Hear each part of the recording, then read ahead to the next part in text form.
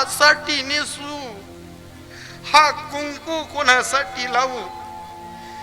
बायांनो, आयुष्य असं काही किमती मोल आहे ना.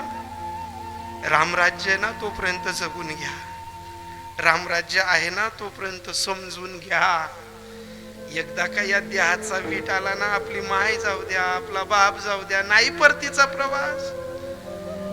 अहो, अशी अलगत आजही कीर्तन करून घरी गेलो ना, त्या आजीची खाट बोलते, भाऊ नका रे.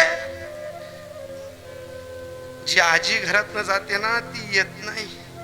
जी आजी चालली जाते ना, मी भाग्यवान समजतो की एवढ्या मोठ्या कुटुंबात ना, आमच्या सुद्धा एवढ्या मोठ्या कुटुंबात ना आमची आजी गेली ना. माझ्याजवळ पैसे नव्हते, माझे कीर्तन चालत नव्हती. त्यावेळेस आजी एवढंच बोलली, म्हणे भाऊ म्हणा डोळ्यास ऑपरेशन करणं.